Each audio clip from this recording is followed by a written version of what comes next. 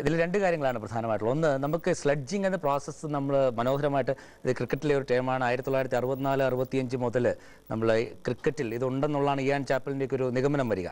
എന്തായാലും ഈ സ്ലെഡ്ജിങ് പ്രോസസ്സിൽ വരുന്ന യഥാർത്ഥത്തിൽ സംഭവിക്കുന്ന സൈക്കോളജിക്കൽ പെർസെപ്ഷനിലാണെങ്കിൽ ഒരു നെഗറ്റീവ് സ്ട്രോക്കാണ് നമ്മൾ എതിർ കളിക്കാരുടെ മനസ്സിലേക്ക് കൊടുക്കുക.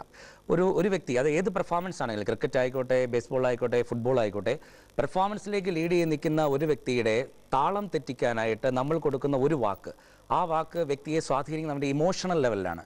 ഇപ്പോൾ നമ്മൾ ഫാസ്റ്റ് ബൗളർ ആയിക്കോട്ടെ, അല്ലെങ്കിൽ ബാറ്റ്സ്മാൻ ആയിക്കോട്ടെ, വിക്കറ്റ് കീപ്പർ ആയിക്കോട്ടെ, മറ്റെവിടെയാണ് മെയിനായിട്ട് ഇത് വരുന്നത്? 3 തരത്തിലാണ് നമ്മൾ ഈ സ്ലെഡ്ജിങ് വരും. ഒന്ന് വിക്കറ്റ് കീപ്പർ ബാറ്റ്സ്മാനോട്, അല്ലെങ്കിൽ ബൗളർ ബാറ്റ്സ്മാനോട്, ദെൻ ബാറ്റ്സ്മാൻ ബൗളറോട്. ഈ 3 തരത്തിലാണ് നമുക്ക് ഈ സ്ലെഡ്ജിങ് പ്രോസസ് വരിക.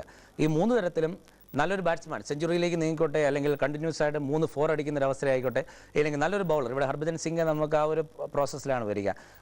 നല്ലൊരു ബൗളിംഗ് പെർഫോമൻസിലൂടെ, പ്രത്യേകിച്ചും റിക്കി പോണ്ടിങ്ങിനെ കണ്ടിന്യൂസ് ആയിട്ട് ഔട്ടാക്കിയ ആ ഒരു പ്രോസസ്സിൽ നിന്നുകൊണ്ടുണ്ടായ ചില തിക്താനുഭവങ്ങളിൽ നിന്നാകാം ഒരുപക്ഷെ ക്യാപ്റ്റൻ പ്രത്യേകമായി ഇത് ഡിസൈൻ ചെയ്ത് അവരുടെ ടീമിൽ കണ്ടിന്യൂസ് വരുന്ന ദൂസരെറിയാൻ മിടുക്കുള്ള ലോകത്തിലെ പ്രഗത്ഭനായ ഒരു ബൗളർ എന്ന നിലയിലും ഈ ഹർഭജൻ സിംഗിനെ കുരുക്കുക, അല്ലെങ്കിൽ അതുവഴി ഇന്ത്യൻ ടീമിൻ്റെ ആത്മവീര്യം ഇമോഷണൽ ട്രാക്കിൽ അപ്ലൈ ചെയ്തിട്ടുള്ള ചില നെഗറ്റീവ് സ്ട്രോക്കുകൾ കൊണ്ട് മാറ്റുക എന്നുള്ള തലത്തിലുള്ള ഒരു തലമാണ് ഇവിടെ വന്നിരിക്കുന്നത്. പക്ഷേ രണ്ടാമത്തെ ചോദ്യം വരുന്നതനുസരിച്ച് ഓസ്ട്രേലിയ പോലെ ലോകത്തിലെ 1ാം നമ്പർ ആയിരിക്കുന്ന ഒരു ടീമിൻ്റെ ഇത് ആവശ്യമുണ്ടോ?